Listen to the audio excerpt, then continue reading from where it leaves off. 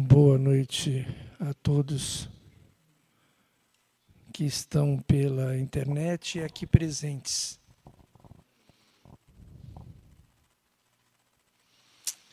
A proposta de hoje é a gente refletir um pouquinho sobre a teosofia cristã.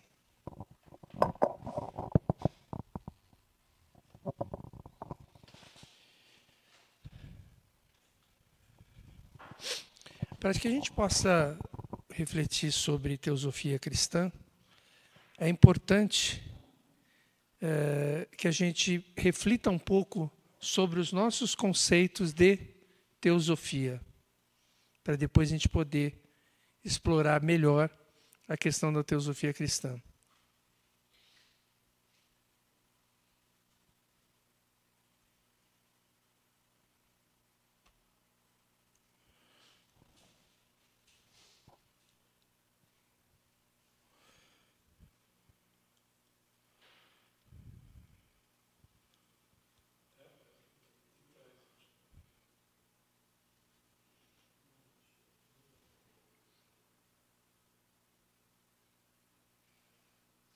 Não.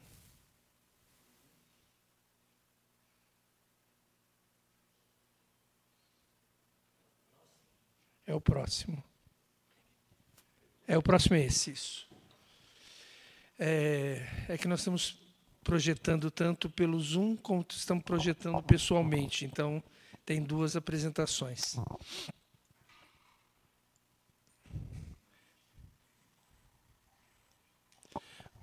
A definição clássica para a teosofia, que é bem conhecida por todo mundo, é essa primeira, que diz que teosofia significa sabedoria divina.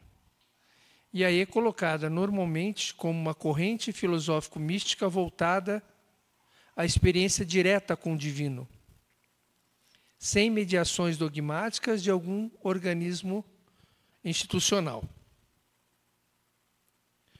Essa é a visão clássica, porque a teosofia ela é bem antiga.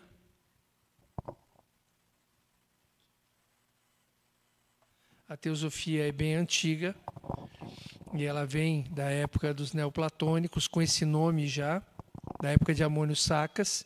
Então, ela tem todo um período até chegar no que a gente chama de teosofia moderna, que é essa mais ligada à fundação da Sociedade Teosófica e aos membros da Sociedade Teosófica. Então, a teosofia moderna é definida por Blavatsky na chave da teosofia como sabedoria dos deuses,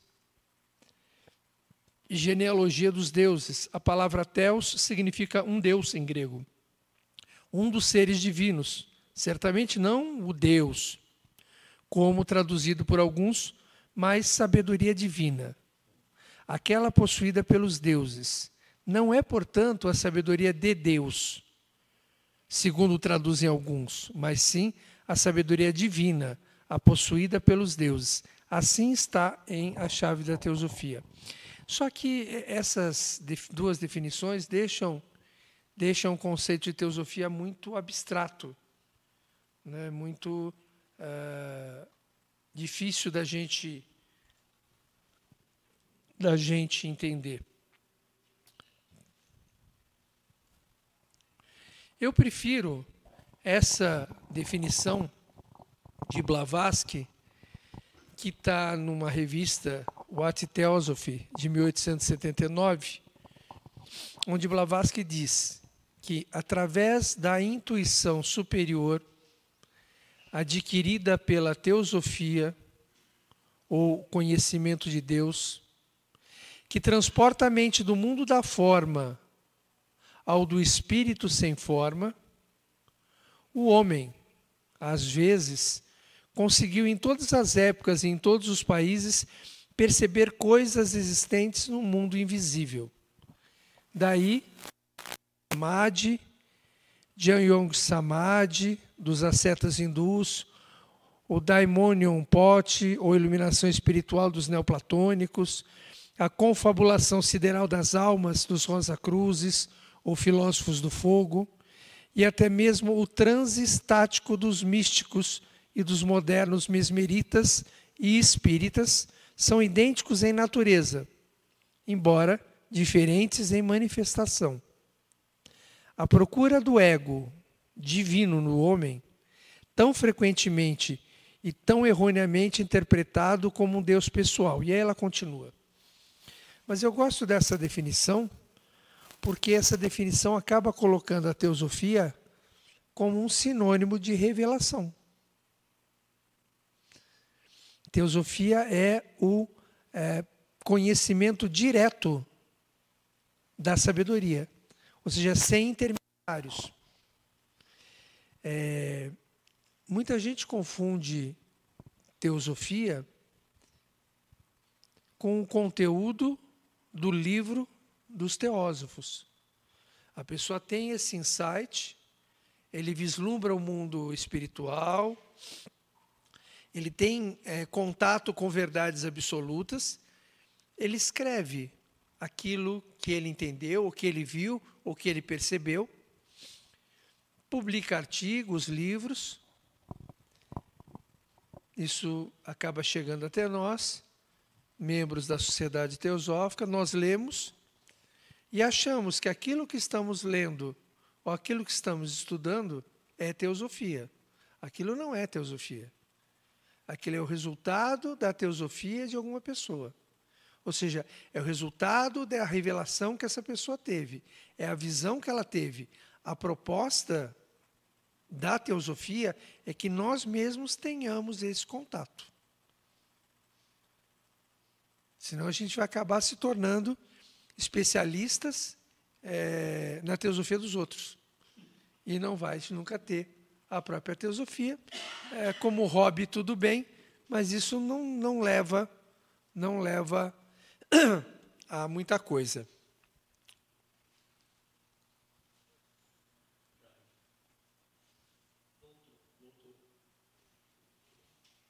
Agora funcionou. Agora a caneta funcionou.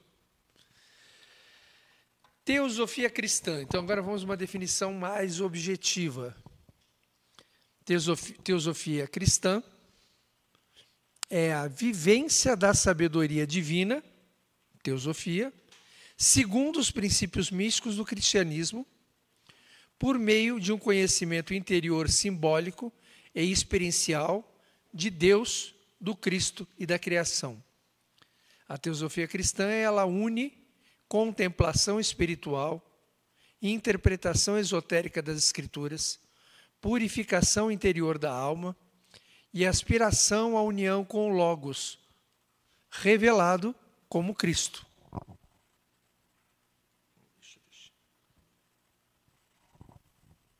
Sem depender exclusivamente de dogmas externos ou instituições visíveis. Então, é o uso da teosofia totalmente voltado para o cristianismo. A gente vai acabar notando que, como teosofia é uma expressão ocidental, que toda a teosofia se desenvolve no mundo ocidental. E toda a teosofia, sem muito exagero, ela é cristã. Com o aparecimento da teosofia moderna, com a fundação da Sociedade Teosófica, é que aparece essa visão da teosofia oriental. É que começa a trazer esses conceitos do budismo, do hinduísmo para cá. Mas, historicamente, ela sempre foi cristã. A gente sabe até que teve alguns problemas históricos, né, e algumas cisões na Sociedade Teosófica por conta dessa discussão entre a teosofia ocidental e a teosofia oriental. Se nós pegarmos aí as escolas de pensamento relacionadas com a teosofia, nós temos aí desde o neoplatonismo, com Orígenes, Plotino, Jâmblico, Próclo e mais uma tonelada de pessoas, o hermetismo renascentista, com Marcílio Ficino e Mirândola, a cabala cristã, tem vários autores que tratam desse assunto, a alquimia espiritual, a gente tem o famoso Paracelso aí, o misticismo alemão, o mais conhecido aí é o Jacob Boehme, o martinesismo, o martinismo de Martinez Pasquale e Claude Saint-Martin, o Swedenborg, que chega a fundar uma igreja, e depois a gente chega, então, na teosofia moderna, e aí a gente tem a visão mais oriental, né? Não que a teosofia moderna não trate também do cristianismo, porque Blavatsky fala em várias passagens sobre o cristianismo, muitas vezes criticando as instituições e esclarecendo, né, a doutrina cristã de uma forma mais teosófica, né? E como autores, como o próprio Annie Besant, Leigh Bitter, Geoffrey Hodgson e tantos outros membros da Sociedade Teosófica que trataram do assunto da visão cristã, né? Ou seja, a expressão da revelação do cristianismo. Os temas que mais são tratados dentro da teosofia cristã, os pontos essenciais mais discutidos são, primeiro, a interioridade como fonte de revelação. Esse é o ponto principal. A verdadeira igreja está no coração do homem. Isso falou Hegel, falou Boehme, né? Jacob Boehme, falou Saint-Martin, todos eles entendem que a verdadeira igreja é o próprio homem, o coração do homem é essa sede.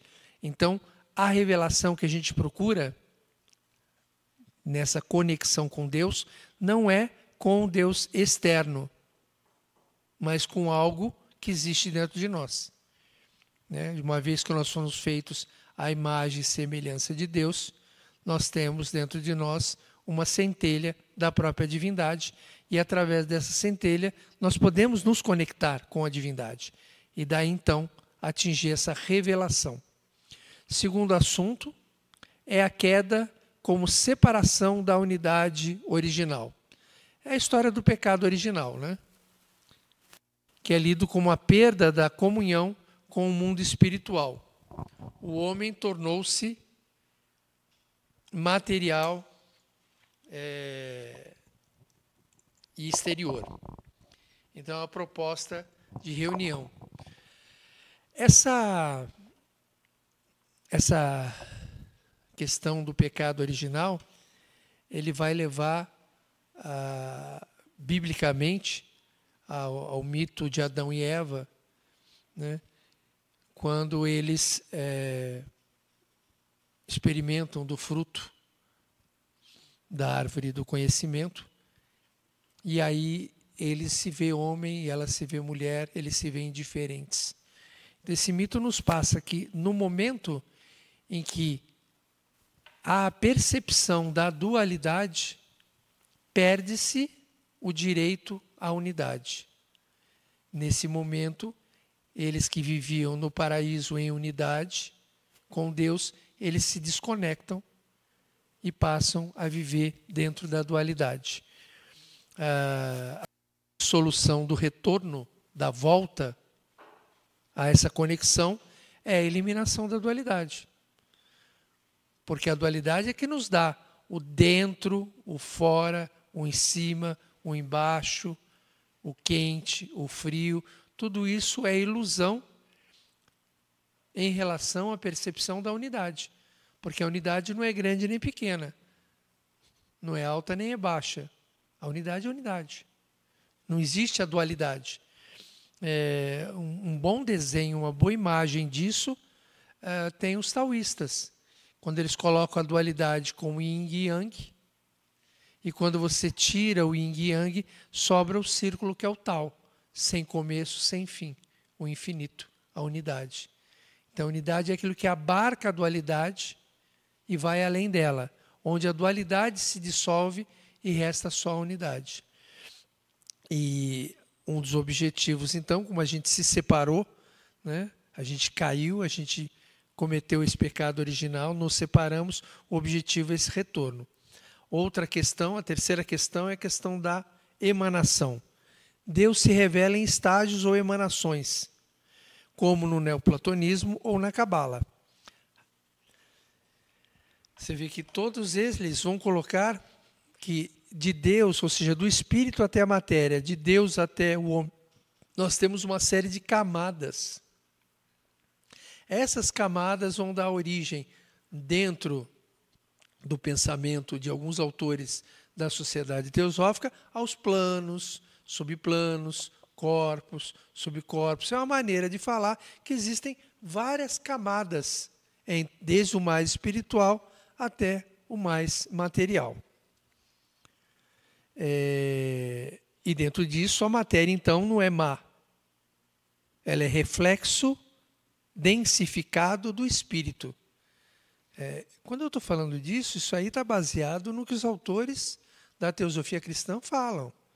Isso aqui eu não estou me baseando em nenhum autor, em nenhum autor que tenha sido membro da sociedade teosófica. Eu não estou me baseando nisso aqui na teosofia moderna. Eu estou me baseando nisso aqui na teosofia clássica e naqueles autores que eu citei. Então você vê que quando os autores da sociedade teosófica comentam sobre esses assuntos e dizem que isso é uma verdade universal, realmente, isso já existia, isso já estava dentro da filosofia ocidental. Isso já fazia parte do que se chama a teosofia cristã. A divindade é polar e não dualista.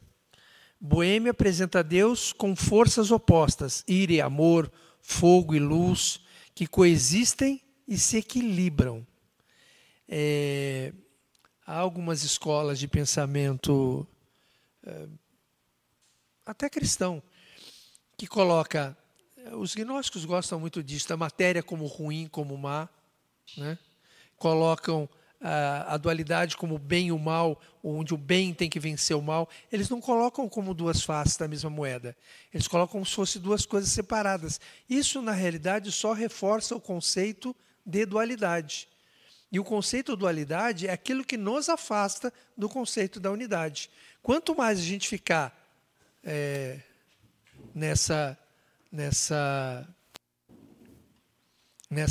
visão dual, né? O eu contra o outro, o bem contra o mal, ou qualquer coisa que vocês queiram, estamos completamente fora da visão espiritual, visão mais profunda.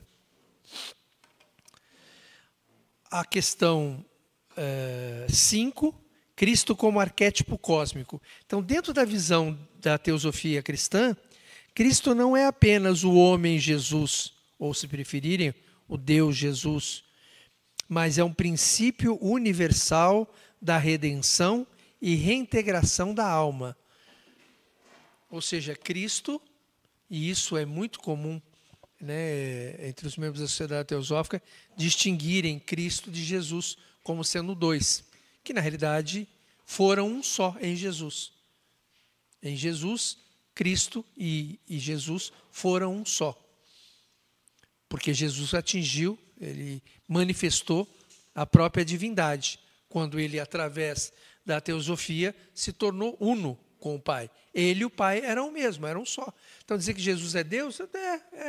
Porque se ele e o Pai eram só, assim como diversas outras pessoas que atingiram tão alto nível de conexão, tão alto nível de teosofia, também se fundiram e eram a manifestação do próprio Deus.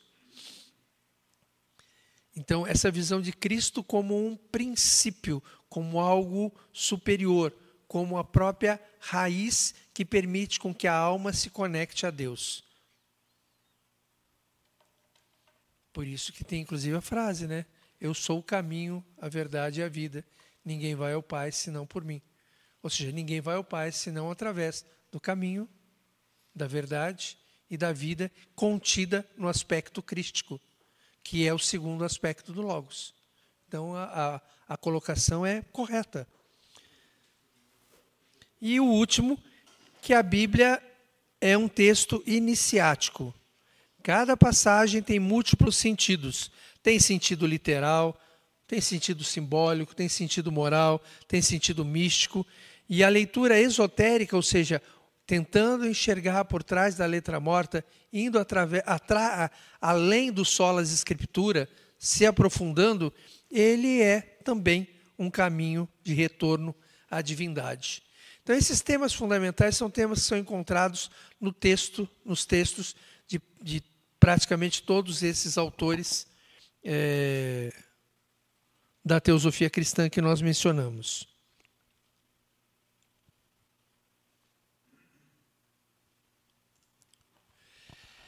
E aí nós chegamos num impasse, porque até onde nós estamos estudando, lendo ou conhecendo o que esses autores disseram. Quando a gente colocou aqueles pontos fundamentais, é o que eles pensavam, era o que eles viram. E esse é o grande perigo, a gente acaba confundindo aqui, né? Eu vejo isso muito na sociedade teosófica, confundindo o nosso objetivo final com o meio do caminho.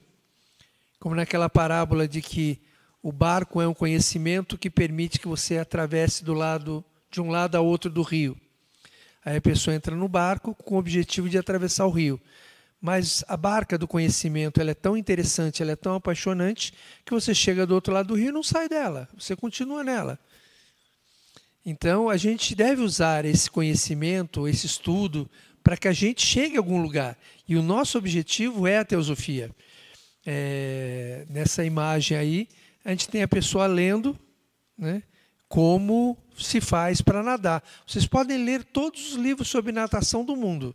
Se jogar dentro d'água, vocês afundam e morrem.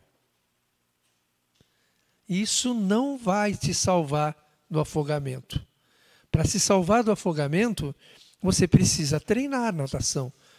Você precisa experimentar. Existe um processo de aprendizado prático. Só a teoria não resolve.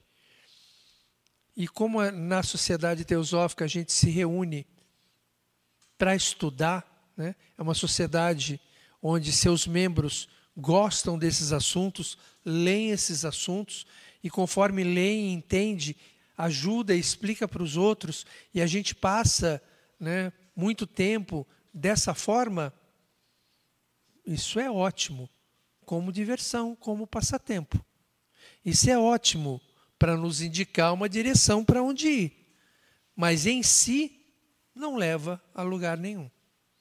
Só a palestra não resolve nada. Por isso é que tantos membros da sociedade teosófica se envolveram, desenvolveram, criaram, difundiram diversas organizações para que as pessoas pudessem colocar em prática o conteúdo indicado pelos autores, pelos membros que atingiram um nível de teosofia e nos deixaram aí algum conhecimento. Então, o que a gente tem? A Sociedade Teosófica, Blavatsky criou a Escola Esotérica de Teosofia, que é uma forma de colocar em prática um caminho que pode te levar a atingir a teosofia. Alguns membros mais ligados à visão cristã se reuniram, reformaram uma igreja para que pudesse não ser incompatível com esse tipo de pensamento, para que a gente pudesse desenvolver, exercer, né, a teosofia, atingir a teosofia através do cristianismo. Outras correntes, outros membros se reuniram, se juntaram com grupos relacionados com a maçonaria, porque através da maçonaria também se consegue atingir isso. Vocês viram que daqueles autores lá, alguns deles foram mentores ou desenvolvedores de ritos maçônicos, como Swedenborg, que criou lá com a turma lá o Elos Quen, e criou um rito maçônico de Swedenborg, e assim por diante. Há uma relação, tem o Rosa Cruz também, relação com os Rosa Cruzes, que também desenvolveram práticas, ritos, para que você pudesse se aproximar. Todas essas escolas, elas têm como objetivo que você possa colocar em prática para que você possa atingir, né, você mesmo a teosofia, você mesmo a experiência. Então, é muito importante para que os membros da Sociedade Teosófica participem de organizações voltadas à prática que podem desenvolver a teosofia. O problema, às vezes, é você encontrar um lugar que seja compatível.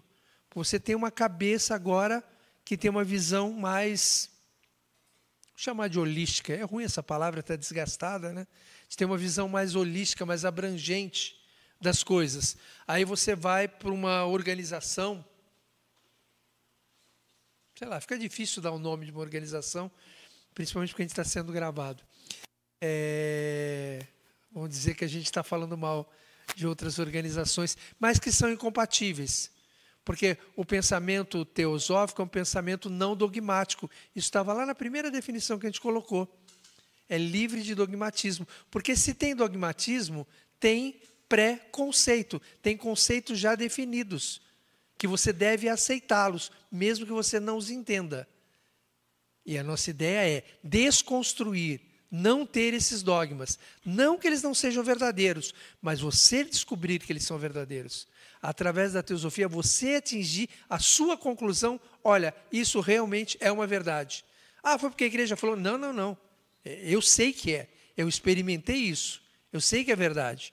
É diferente de pegar a verdade dos outros, né? E a maioria das organizações, em especial as religiosas, ela já tem, através de sua teologia, uma série de conceitos já definidos e que só resta aceitar. Então, por isso, membros da Sociedade Teosófica acabaram ou criando organizações ou se conectando com organizações que isso era possível de se fazer, para poder ter um espaço que a gente pudesse colocar em prática e desenvolver a nossa teosofia. Aqui eu coloquei algumas frases bíblicas que falam dessa questão, né? Vem a ti, como o povo costuma vir, sentam-se diante de ti, como meu povo, ouvem tuas palavras, mas não as põem por obra. Eis que para eles és como quem canta canções de amor com bela voz, mas quando ouvem, não praticam. Está no Velho Testamento. No Novo Testamento a gente tem aquele que ouve estas minhas palavras e as pratica, como homem prudente que construiu a sua casa sobre a rocha. Mas o que ouve e não as pratica é como um insensato que constrói sobre a areia, constrói sua casa, né, sobre a areia. Tem Mateus. Se sabeis estas coisas, bem-aventurados, sois se as praticardes. E assim tem várias citações.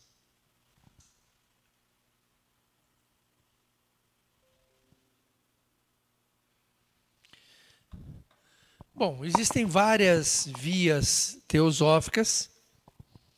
As mais conhecidas e mais abordadas são essas. Eu as ordenei de uma forma que nos pareça mais confortável para aqueles que conhecem. Olha, teve uma imagem que sumiu.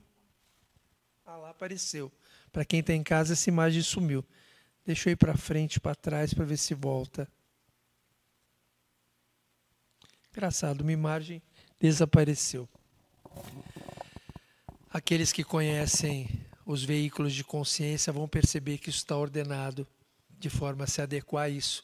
A primeira via seria da purificação, através de restrições, controles do pensamento, vigilância da alma, uma sese, né? Através de disciplina, não como negação do corpo, mas como um aperfeiçoamento das faculdades superiores da alma. Você pega, por exemplo, na Hatha Yoga, ela vai ensinar que você tenha total controle do corpo. Através desses exercícios, onde você vai desenvolver concentração.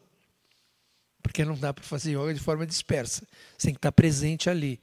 E vai se esforçar. E vai tentar controlar o corpo. E a gente sabe que dentro da yoga você tem os yamas e niyamas, que são as formas com que você deve agir, né? A sua disciplina quando não estiver praticando.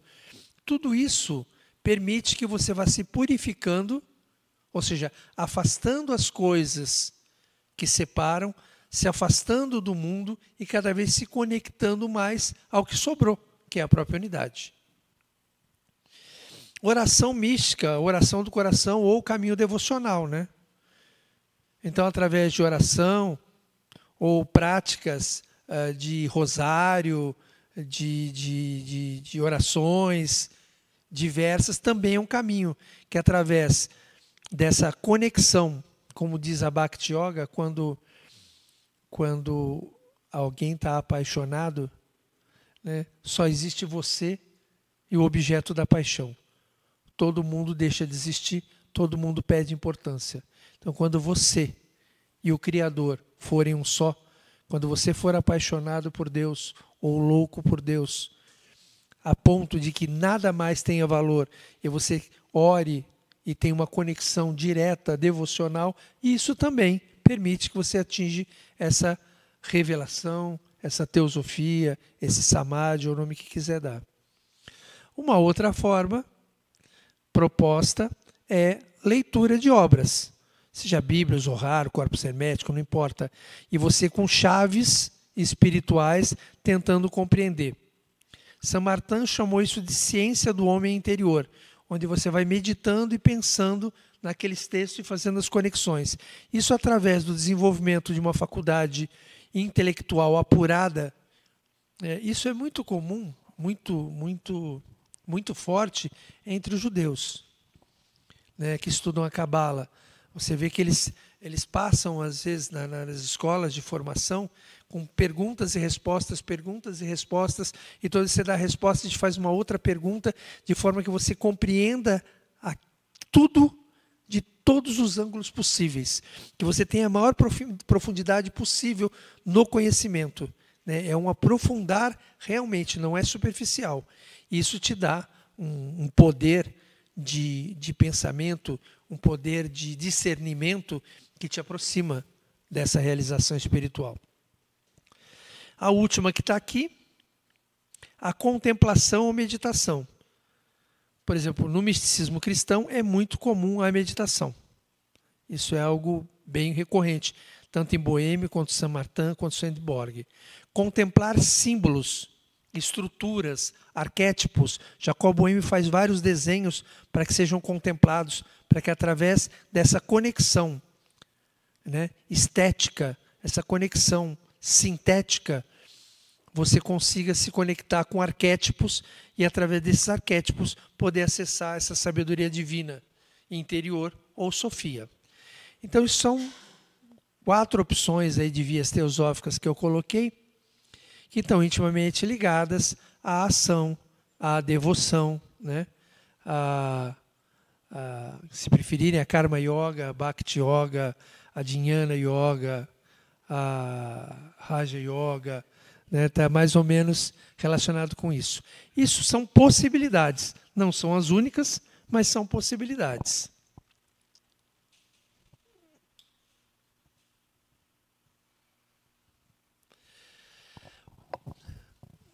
O pessoal costuma dizer, nessa área de teosofia cristã, que existem duas grandes vias. A via do coração ou cardíaca, né, relacionada com a oração, a meditação e a contemplação, e a via operativa ou teúrgica, que se desenvolve através da magia cerimonial. Veja, aquelas anteriores que nós falamos estão intimamente ligadas a essa via do coração. É algo mais contemplativo, é algo que se desenvolve, algo que, por exemplo, os gnósticos são muito afetos a isso, né? Que é o autodesenvolvimento, sem nenhuma ajuda ou interferência exterior. Já a via operativa ou teúrgica, ela propõe uma magia cerimonial, que a gente pode estar chamando aqui, se preferir, de teurgia. Inclusive, eu não vou dedicar muito tempo à teurgia, mas o Osmar deu recentemente uma palestra inteira só sobre teurgia. Então, resumindo tudo, teurgia vem do grego theos e de ergon, ação. Teurgia é uma ação de conexão. É a prática espiritual elevada pelo qual o ser humano, por meio de ritos simbólicos, invocações sagradas e purificação interior, busca não dominar, mas colaborar com as inteligências divinas, sejam anjos, arcanjos, logós, eons, com o objetivo de estabelecer essa unidade com o divino. Então veja, aqui a gente tem um mecanismo cerimonial, diferente das outras que era mais ligado a um esforço, né? Mas esse é um mecanismo que te ajuda nisso. A teurgia é, portanto, a ciência e a arte da reintegração da alma, que Jacob Boehme fala tanto, às esferas superiores do ser, através de uma prática sacralizada que une símbolo, palavra, gesto, intenção pura, guiada pela hierarquia espiritual e iluminada pela revelação interior. Então, a teurgia, através desses mecanismos, né, rituais, facilitam, permitem ou induzem que a gente consiga ter essa conexão. Em vez de você passar, às vezes, isso depende de cada um, porque cada um tem um jeito, né? Tem gente que não suporta ritual, então não adianta, não é o caminho. Tem gente que tem muita facilidade para meditação, e medita e entra em meditação profunda facilmente. Cada um tem um jeito. Mas a teurgia, ela possibilita que você seja levado, induzido, conduzido a esse estado espiritual. Isso é bem interessante. E isso a gente tem dentro do pensamento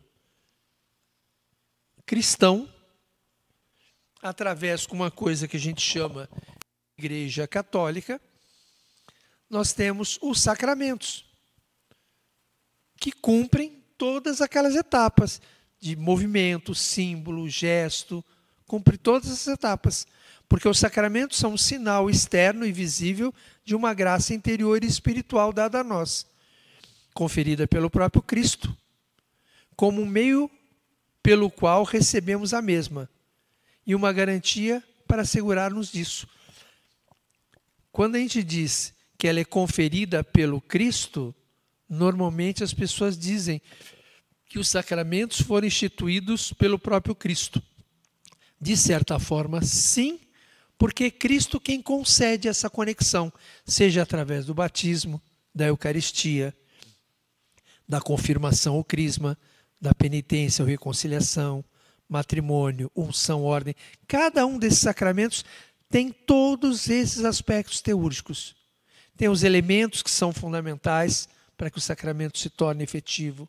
Tem as palavras que são necessárias.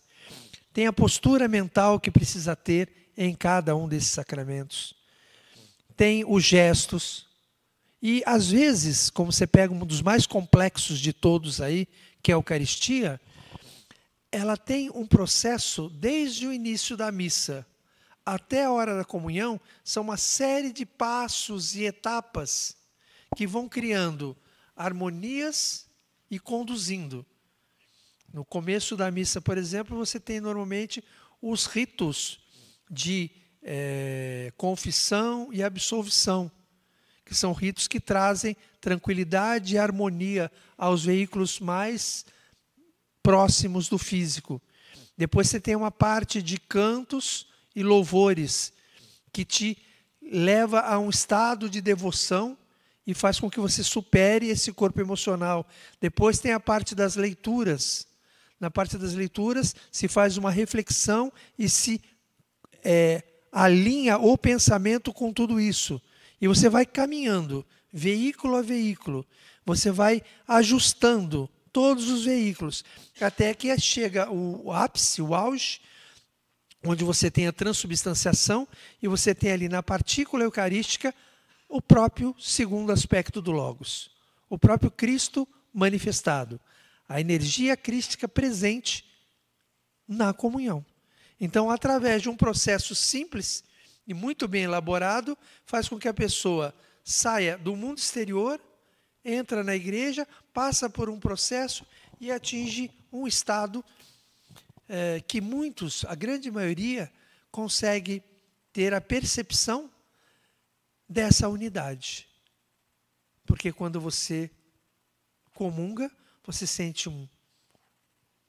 uma paz, uma profundidade, um êxtase, algo assim indescritível. E toda vez que você repete, cada vez ele é mais intenso. E ali você tem de uma forma simples, e eu vou até dizer profana. Profana porque hoje qualquer um pode participar. Diferente no passado, que não eram todos que podiam participar, eram pouquíssimos, era extremamente restrito, né? Onde todos podem participar dessa viagem teosófica, dessa viagem de atingir esse ápice. Eu não vou entrar em sacramento por sacramento, senão a palestra se tornaria outra palestra. Para isso, os membros da Sociedade Teosófica conheceram uma igreja que existia na Inglaterra, uma igreja de tradição apostólica, uma igreja dos velhos católicos, que estava minguando, né? Entraram, começaram a tomar parte, se tornaram padres e bispos e resolveram fazer uma reforma na igreja. Qual foi a reforma que foi feita? Essa reforma, obviamente, tinha como objetivo... Essa reforma teve como objetivo... Espera só um pouquinho, gente. Que eu preciso abrir aqui participantes e fechar o microfone. Pronto.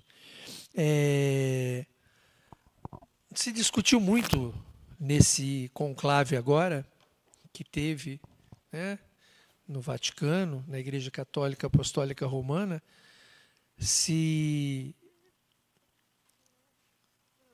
o próximo Papa seria alguém conservador, né, tradicional, conservador, ou seria alguém mais moderno, mais liberal.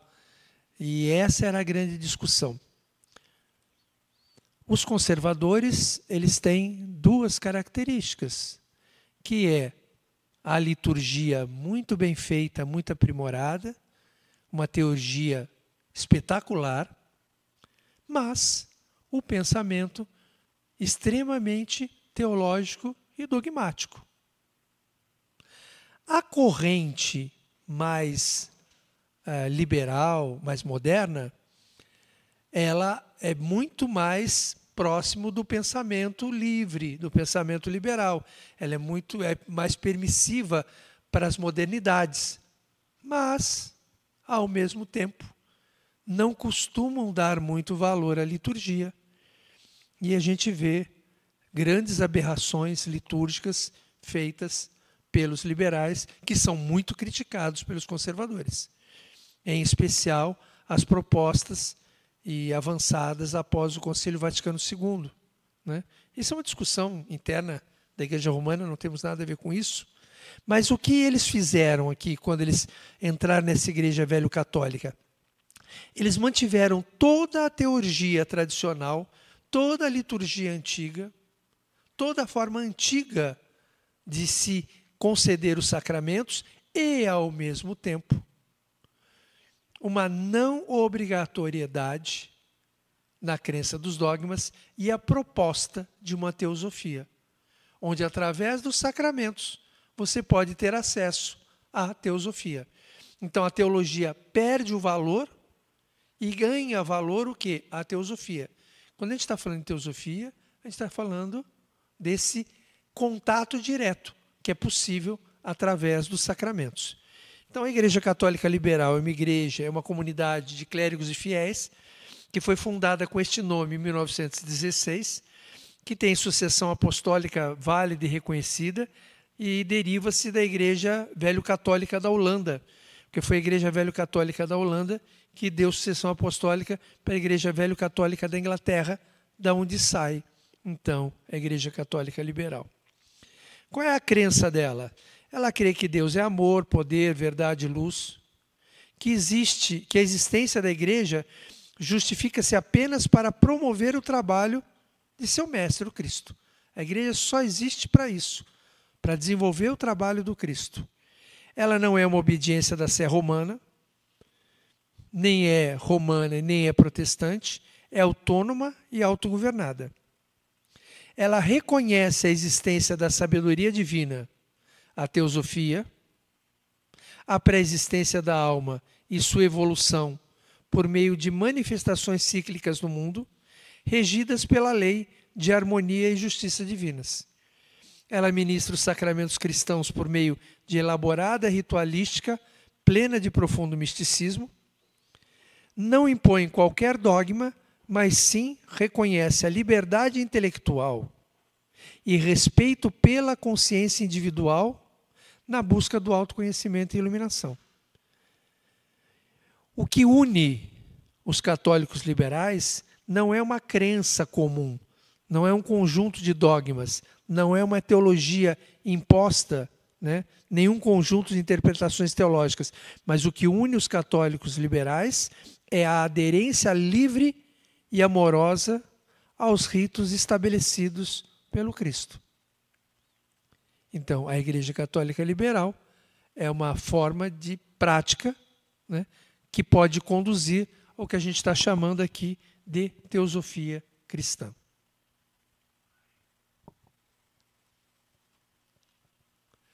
Bom, e agora tinha uma série de slides que eu acho que é desnecessário passar, mas que trata que a Igreja Católica Liberal ela é una, e diz porque ela é una, porque ela é santa, porque ela é católica, porque ela é apostólica, porque ela é liberal, né? Ela trata mostrando a conexão dela com isso aqui, que faz parte da tradição, mas eu acho que nesse momento não há necessidade da gente explorar esse tema e, ao mesmo tempo, fica aberto o convite para todos que quiserem conhecer e experimentar o que é isso que a gente falou. A gente tem celebração eucarística todos os domingos às 10h30 em nossa capela, que fica aqui na parte da frente desse complexo Pitágoras. Todos são convidados para experimentar livremente, né, dentro desse pensamento de sem obrigação, sem dogma, sem nada. Simplesmente pode vir participar e experimentar. Eu acho que deu para ter uma boa ideia de teosofia cristã e de como colocar isso em prática.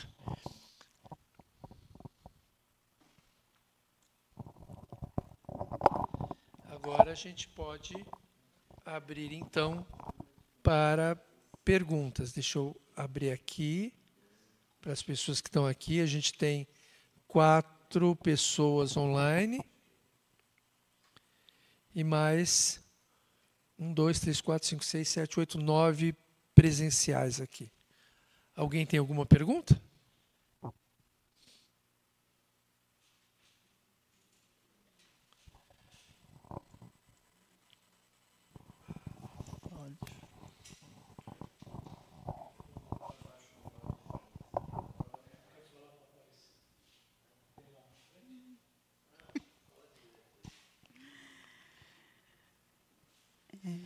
Então, Marcelo, quando o Mestre Jesus fala que na casa de Deus tem várias moradas, né, ele então se refere a esses vários corpos, né? Seria? Eu acho que nessa passagem a gente pode ter várias interpretações, né? Mas, de qualquer forma, eu acho que essa passagem deixa claro de que é uma casa que acolhe a todos, é uma casa que a todos pode receber. Ela tem muitas moradas, assim ela aceita a todos, né? Os mais diferentes, os mais distantes, os que parecem improváveis, todos eles têm sua morada, todos eles têm lugar. Não existe e não tem sentido que alguém não tenha lugar na casa de Deus. Porque a gente estaria excluindo parte dos filhos dele mesmo. Então isso realmente não faz sentido. Então as muitas moradas têm várias interpretações. Uma interpretação que tem muita gente que gosta é a interpretação que diz que Deus aceita várias religiões. Quando ele fala de muitas moradas, muita gente interpreta que para Deus todas as religiões podem levar a ele.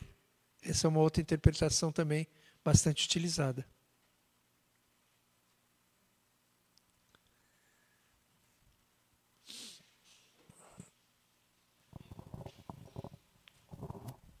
Boa noite, parabéns pela sua... Muito bom, uma noite agradabilíssima. Obrigado.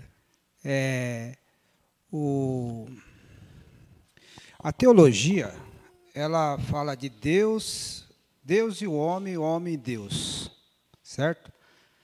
E ela faz com que, talvez, alguma coisa que saia fora da teologia explore um pouco mais da arte, da transcendência, da vida, numa amplitude, num ângulo diferente. Diferente de eu e Deus, ou ser humano e Deus, que é importante, né? Mas o ser humano, ele se envolve entre essas crenças e talvez ele não tenha liberdade suficiente para sair até fora disso ou transcender, no caso, pode se perder ou alcançar tesouros. Não sei se você está me entendendo. Então, a teosofia, tudo igual você falou aí, discorreu muito bem, vai fazer com que a gente possa observar algo um pouco mais abrangente do que a teologia de homem, eu e Deus, eu faço, eu barganho com Deus, eu faço minha vida Deus. E recentemente aí uma pessoa foi no táxi, acho que o Uber, não sei, e falou, Deus abençoe, e uma pessoa pegou e achou, sei lá, de uma forma grotesca. Então, como que o homem pode alcançar algo um pouco mais abrangente, fora toda essa coisa de fé, de crença? E mais uma perguntinha, agora uma perguntinha. Você falou assim, do bem e do mal. Esse maniqueísmo é muito comum no dia de hoje, né? A gente fica perdido. Não sei se você entendeu tudo que eu disse aí, se você puder falar alguma coisa sobre isso. A teologia ela tem dois aspectos que a gente pode considerar. O primeiro aspecto, que a teologia ela é uma verdade de quem escreveu. Para a pessoa que montou e que definiu, e na realidade é um conjunto de pessoas, aquilo é coerente, faz sentido. Embora eu acho muita divergência interna, mas é uma proposta de um discurso sobre Deus. É um discurso para tentar entender a Deus. Então, o primeiro aspecto da teologia é uma proposta do que seria Deus. O segundo aspecto da teologia é que hoje ela é utilizada como uma verdade de uma determinada organização. Então, a organização X usa a teologia tal e aquilo é a verdade que você tem que acreditar e tem que aceitar. Então, tem esses dois aspectos. Isso a gente vai acontecer também dentro da sociedade teosófica. Como tem membros que leram Blavatsky e dizem que a única verdade é Blavatsky, o resto todo é bobagem, o resto todo é mentira. É o mesmo erro, é a mesma coisa. Ler uma proposta de uma visão, que foi a visão da Blavatsky, como ela entendeu, como ela viu, né, através dos olhos dela e através do ensinamento dos mestres dela, e ela escreveu aquilo. E é a verdade segundo os olhos dela. Mas há pessoas que querem que os outros acreditem que essa é a verdade. Da mesma forma, qualquer outro autor que você queira ou tenha afeto, seja mais moderno, mais antigo, não importa. Então, são dois aspectos. Primeiro, o texto em si, ele é uma proposta, e como proposta tem o seu interesse. A teologia é interessante, como uma proposta de uma visão. Ela fica ruim quando se diz que ela é a verdade e todo o resto não é. Aí nós temos problema, né? E quando você tem esse tipo de raciocínio é separativista. E para mim, hoje, na minha visão, tudo que é separativista não é espiritual. Não leva em direção a Deus. Para mim, só leva em direção a Deus e só posso considerar espiritual aquilo que indica, proporciona ou leva à unidade, que procura desfazer essa dualidade. O maniqueísmo que você falou é muito comum nos dias de hoje, porque é a visão materialista atual. Tem o eu, tem o outro. Ou tem a minha família e tem as outras. Ou tem a minha igreja e tem os outros. Ninguém presta, só eu presto. Então, essa visão é uma visão que serve para qualquer coisa, menos para a religião. Uma religião propor esse tipo de coisa é a coisa mais absurda que pode ter. Está na contramão, é um desserviço à espiritualidade você propor uma separação. Você não enxergar que Deus é unidade, você não perceber a unidade de Deus, você não ver Deus em todas as coisas, em todas as pessoas, seja cristão ou não seja. Quando perguntam para Jesus sobre quem é o meu próximo, o que ele fala ali é de uma visão de um nível superior, assim, indescritível, impossível de a gente atingir, porque ele coloca que próximo é aquele que nós menos gostamos. A gente tem que amar os inimigos, né? Amigo não precisa mais, já é amigo, né? Ele propõe exatamente essa coisa que é o difícil, que é perceber que se você consegue ter esse amor incondicional, você consegue perceber ou começar a perceber a unidade. Toda vez que você se separa, o caminho é em direção ao materialismo e não em direção à espiritualidade. O que se passa por nós mesmos todos os dias, em vários momentos, né? A única diferença, talvez, é que eu consiga perceber quanto de bobagem eu fiz e outros fazem bobagem e ainda não percebem. Mas deixar de fazer bobagem é o segredo. Esse é o difícil. Espero que não. Espero que não, por interesse pessoal. Corta. Bom, eu vou trazer um pensamento para você, uma colocação que eu tenho, e não vou nem entrar no mérito se esse personagem histórico dentro da sociedade teosófica, ele foi ou ele não foi o veículo do instrutor do mundo que nós chamamos de Cristo.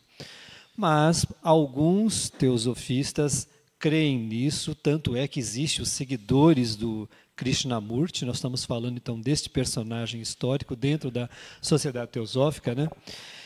E isso me veio à tona quando você trouxe a mensagem dita pelo Cristo na figura e na pessoa do Mestre Jesus, quando esteve entre nós, que diz que eu sou o caminho, a verdade e a vida. Então, Krishnamurti, em tese, tendo ele sido este supostamente veículo também desse mesmo instrutor, ele meio que desbancou essa situação, que é como se criasse uma dependência dele, do Cristo, e Krishnamurti diz que a verdade é uma terra sem caminhos. Porém, há uma continuidade do pensamento dele que não se discute, que ele coloca que a verdade é uma terra sem caminhos e o viajante é o desbravador de si mesmo. Então, isso aí mostra, aliás, parabenizo você pela palestra, mostra algo assim muito importante, o quanto a teosofia pôde transformá-lo, pôde modificá-lo. Porque, realmente, de fato, o livro de natação, se eu ler e for para a piscina, eu vou morrer. se não tiver um instrutor lá do lado, alguma coisa.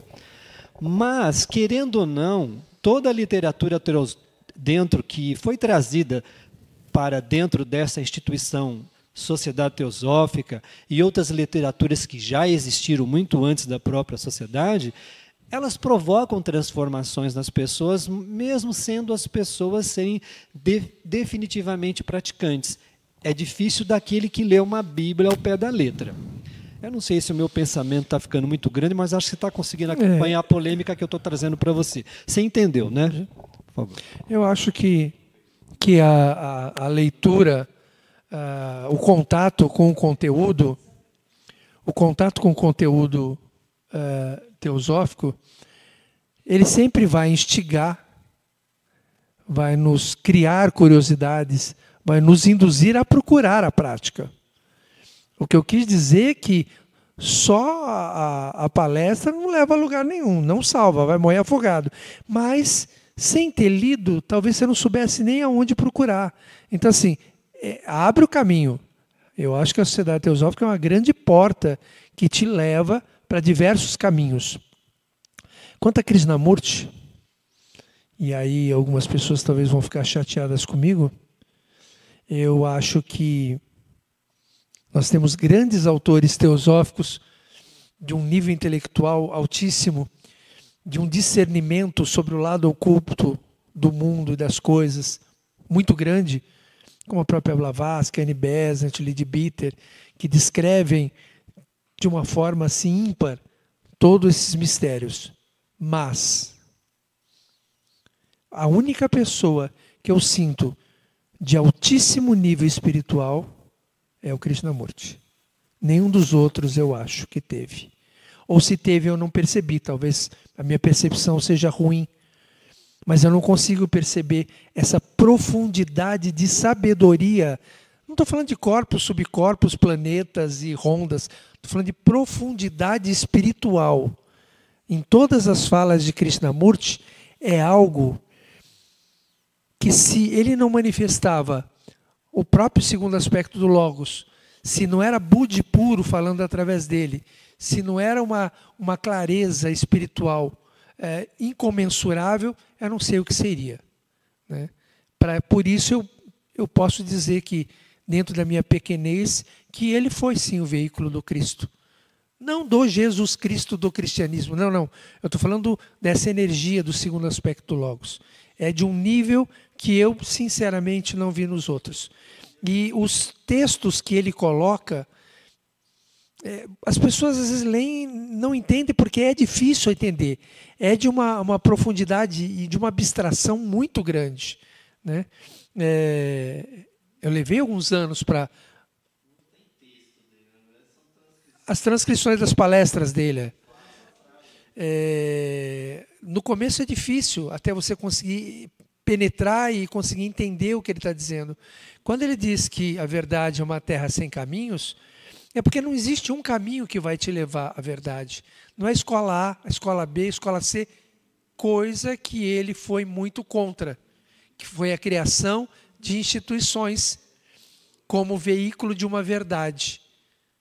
Não existe uma. Tanto é que se acrescenta que o viajante, que é aquele que vai fazer o caminho, vai desbravar a si mesmo, vai se descobrir como Deus. E ele vai ser o caminho, ou seja, não existe caminho fora. Então é de uma profundidade assim que eu coloco, dentro de todos os autores que eu conheço, da Sociedade Teosófica, o de mais elevado nível espiritual. Tem pessoas que são apaixonadas por outros e talvez discordem disso, mas eu não vejo ninguém de uma profundidade espiritual tão grande quanto a dele. Agora a gente colocar o retrato dele lá na capela, que deixa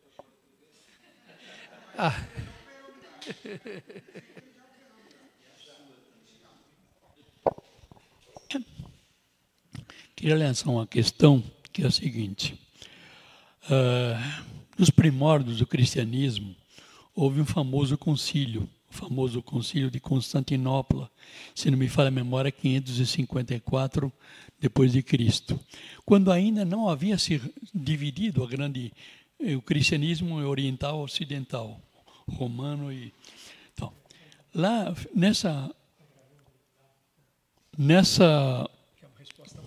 tá, nesse concílio, né, ficou, digamos assim, não ficou muito bem registrado, mas sabe-se que historicamente foi abolido uma coisa que se falava a pré-existência da alma. Então, se eles aboliram a pré-existência da alma, significava que cada vez que havia uma concepção, Deus criava uma alma 0 quilômetro para aquele ser que estava nascendo. Ou seja, trocando em miúdos, não existe reencarnação, segundo a tradição dessa igreja. Mas, pelo que eu vejo hoje, vocês falam que a teosofia explica a parte do nascimento, cíclica e tudo mais, ou seja, vocês admitem a reencarnação? Não. Não? Não. Ué, mas estava escrito lá, eu vi isso. Não. Então, aí são dois assuntos. São dois assuntos que a gente precisa tratar aí. O primeiro assunto é sobre a formação. Então deixa eu matar a primeira. Tá bom. A primeira dá dois assuntos. O primeiro assunto é a questão dos concílios, dos encontros da igreja, para que se pudesse ir ajustando, para que cada uma não falasse uma coisa diferente.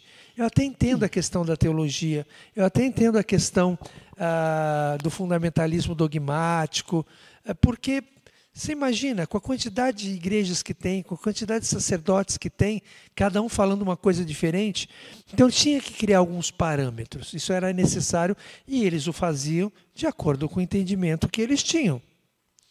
Então, uma coisa é Jesus, o seu tempo e a sua história.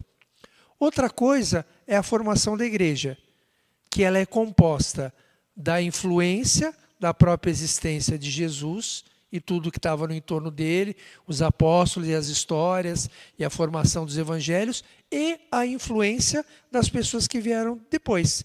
Alguns considerados como doutores da igreja, pais da igreja, que foram definindo uma série de regras. Então isso foi se montando com o tempo. Então nessa montagem com o tempo, ganhou-se coisas e perdeu-se coisas. E nessa tentativa de cada vez mais explicar e não deixar a ponta solta, foi criando uma teologia tão imbricada, tão complexa, que hoje qualquer linha que você puxe, ela começa a desmoronar. É muito complexa. Então, de fato, houve um concílio que não foi um concílio geral, não foi ecumênico, foi um concílio regional em Constantinopla, que se definiu isso. Contra a pré-existência da alma. Inclusive tem uma tese bem interessante, Orígenes, que está entre os teósofos cristãos, né? Era doutor da igreja, era da igreja e escreveu muitos textos. E o bispo Ricardo Lindemann, ele tem uma tese dele de doutorado sobre exatamente esse ponto. Essa questão. É uma tese bem brilhante, muito boa, que trata dessa questão. Então, a nossa igreja, ela aceita, né? Essa é a nossa grande diferença. A nossa diferença da igreja católica liberal para a igreja católica tradicional, a grande diferença que tem é, uma teologia liberal, que é feita através da teosofia e não obrigatoriedade aos dogmas. E a segunda grande diferença é aceitar a pré-existência da alma. Então, isso é um dos 7 dogmas que nós temos. Temos 7 dogmas, onde os fiéis não são obrigados a acreditar neles. Isso não os impede acesso ao sacramento. Mas, para os sacerdotes, aí é obrigado a crença nesses 7 dogmas, e um deles é a pré-existência da alma. Agora, a pré-existência da alma não significa que seja reencarnação. São coisas que podem ser diferentes. O termo reencarnação, quando você fala aqui no Ocidente, em especial no Brasil, ele traz uma carga espírita muito grande, kardecista. O Marcelo morre, o Marcelo vai para o Summerland, o Marcelo fica numas férias, numa colônia de férias, depois o Marcelo morre lá também, e depois o Marcelo volta. E quando voltar o Marcelo pode até lembrar do outro Marcelo. Isso é reencarnação espírita. não é como pensam os budistas, não é como pensam os budistas, não é como pensam os hinduístas. A forma de pensamento deles é diferente. Então, aceitar a pré-existência da alma diz que essa alma mergulha em sucessivas vidas através de experiência.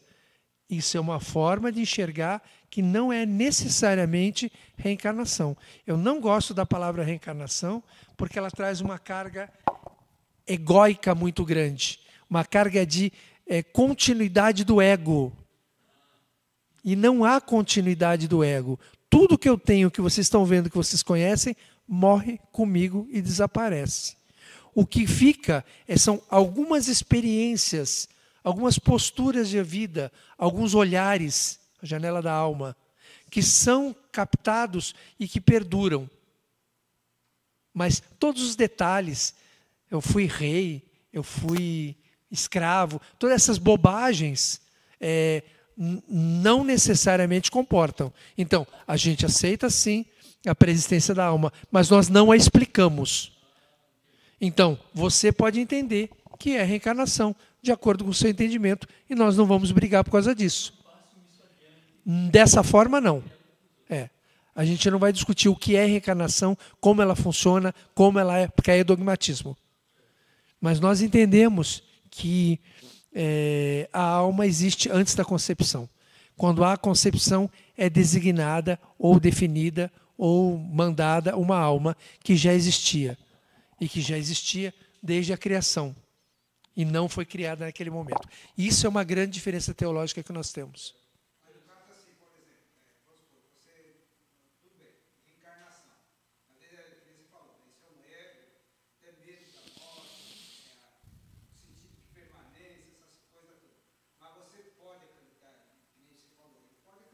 Pode, sem problema nenhum. Se há esse procedimento, pode ser outras nuances. Milhares, por isso que eu estou dizendo. E como é que a gente faz para saber isso? Através da teosofia, através da experiência que a gente precisa ter. Você tinha uma segunda pergunta. É o seguinte, um dos dogmas do cristianismo, eu não sei como é que vocês enxergam, é que dizem que no final dos tempos voltará Jesus à Terra e haverá a ressurreição dos mortos. Mas ressurreição fica numa dúvida, porque até andei pesquisando pela internet e alguns acreditam que realmente o corpo vai voltar a nascer e vai viver eternamente. Mas aí fica uma questão, se todos os... Aí se fosse uma única alma, que cada vez que nasce uma criança, existiriam ao total, desde a pré-história até hoje, centenas, milhões, bilhões, trilhões, quatrilhões ou até quintilhões de seres humanos, ou seja, de almas que já morreram. 100 bilhões. Só 100? Onde que eu vi uma obra dizendo que tinha 40 milhões?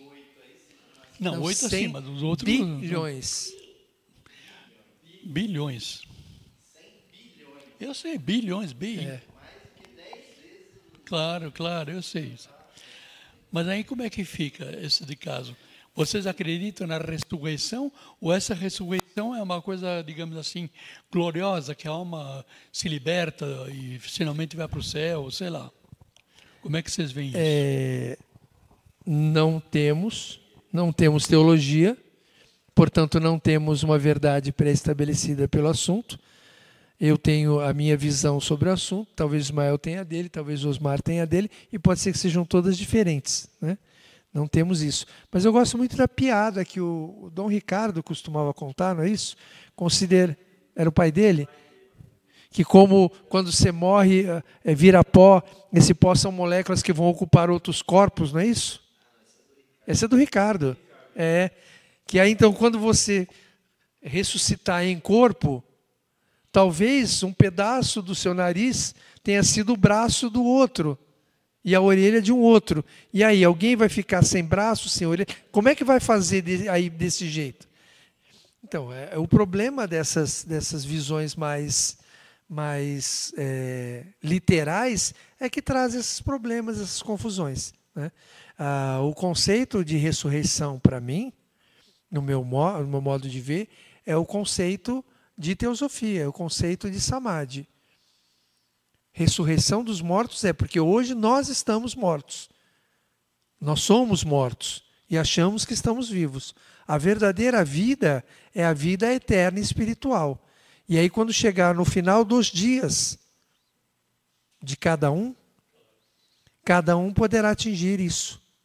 Então, a minha visão, por exemplo, a minha visão de Apocalipse é uma visão de autodesenvolvimento espiritual, onde cada lacre de cada igreja é a abertura de um dos centros de força do homem e que vai permitindo o desenvolvimento espiritual até a chegada do próprio Cristo no próprio homem. Para mim, todo esse drama acontece dentro da própria pessoa e não fora, porque fora dá problema. Mas é o meu entendimento. Também quero dar um pitaco aí, já que pode tá dar. todo mundo... Não, a piada, na verdade, que veio lá do pai do nosso querido Ricardo Lineman, que a sociedade teosófica é onde os perdidos se encontram. Entendeu? E também os convictos também se perdem também. A gente já viu várias... E faltou um complemento também na parte do Krishnamurti, que ele falou que a verdade é uma terra sem caminhos, né? Não, como é que é? A verdade terras e onde, porém, o viajante dessa suposta verdade sem caminho é o desbravador de si mesmo. Certo. O que faltou, que alguém comentou lá, mas ninguém notou, é que a teosofia é uma estrada sem sinalização. Aí, entendeu? Então você está correndo muito... A quantidade de risco que a pessoa toma aqui, é por isso que realmente os perdidos aqui se encontram. Agora, se ele tiver muito convicto, ele se perde. Agora, só concordando com o que você falou, com relação à teosofia e cristianismo, quer dizer, a grande habilidade que, na verdade, o teósofo, o teosofista desenvolve, é conseguir ver a essência em todas as correntes, né, espiritualistas, porque esse termo cristão, né, se você colocou teosofia cristã, né, o termo Cristo como unção, né, como bênção, eu acho que a gente consegue perceber isso em todos os locais. Você percebe essa bênção descendo.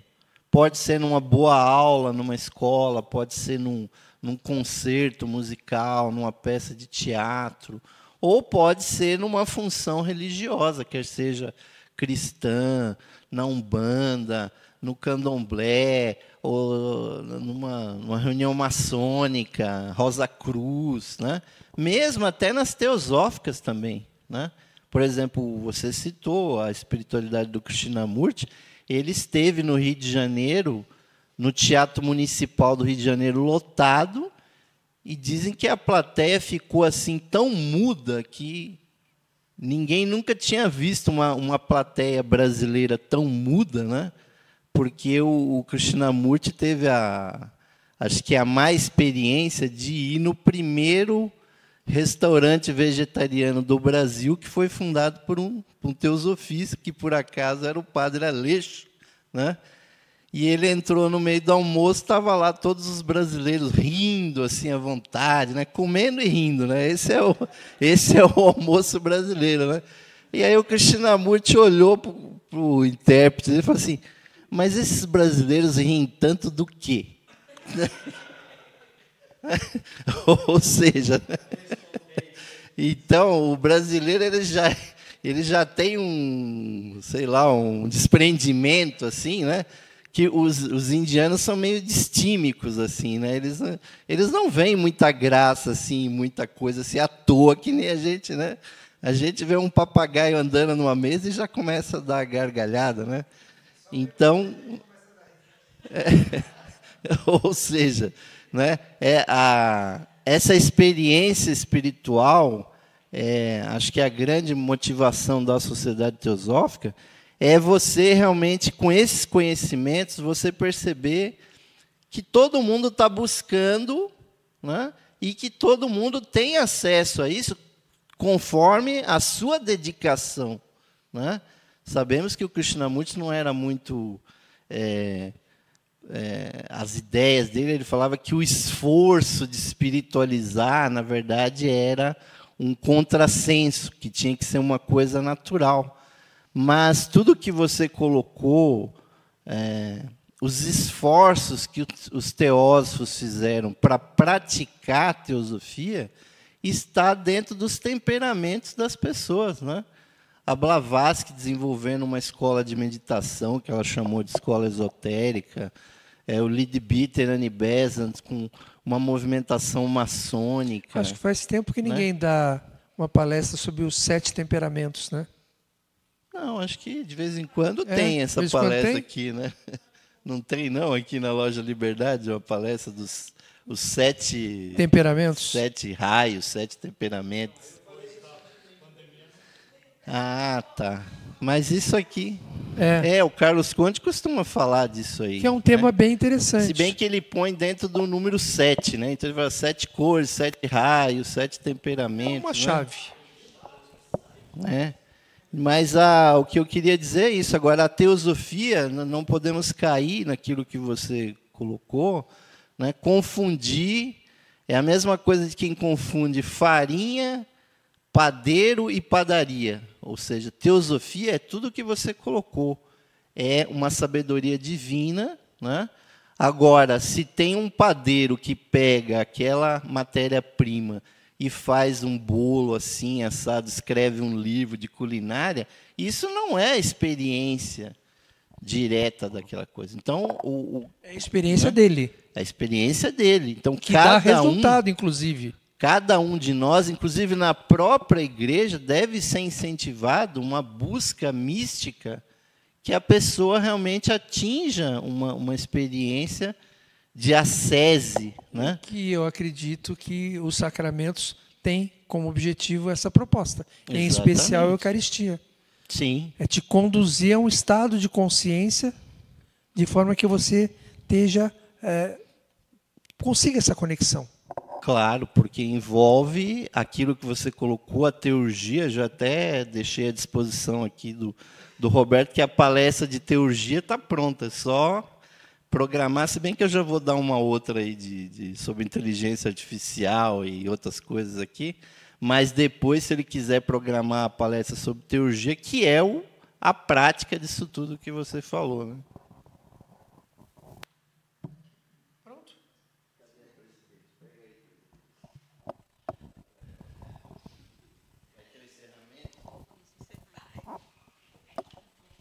Eu não perguntei se tem alguém aqui que assistiu pela internet, se gostaria de fazer alguma pergunta.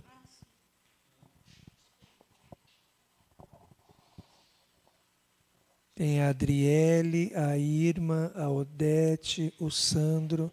Estão todos quietinhos. Eu acho que então não pretendem fazer nenhuma pergunta. Então, a irmã presidente pode... Opa, olha, a Adriele, ela parece que vai falar, mas eu preciso ver o som aqui.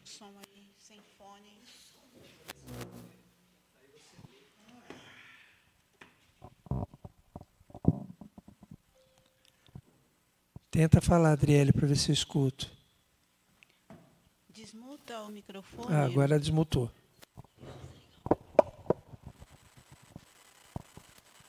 Fala alguma coisa. Dá para ouvir bem baixinho, mas dá.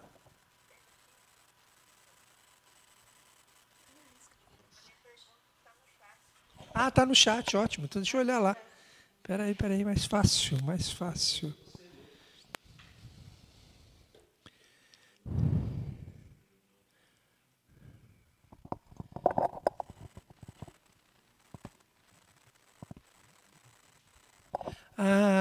A pergunta dela é muito importante. É a mais importante de todas. Que ela pergunta o que é a loja Raja Yoga. porque é a primeira vez que ela está por aqui. Então, deixa eu te explicar. Eu acho que a gente, quando tem gente nova, a gente sempre explica, né? É que a gente não percebeu.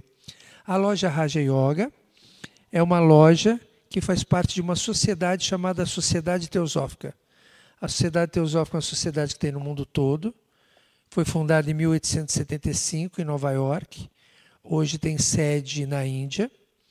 E é uma sociedade que dela fazem parte, se fizeram parte, muitas pessoas que estudam essas coisas mais esotéricas, escreveram livros com as suas visões pessoais. E aí a gente costuma, às vezes, ler um livro e conversar sobre ele, ou ler um tema e falar sobre ele, ou preparar palestras sobre um tema. Então, é uma sociedade que tem 3 objetivos, a Sociedade Teosófica.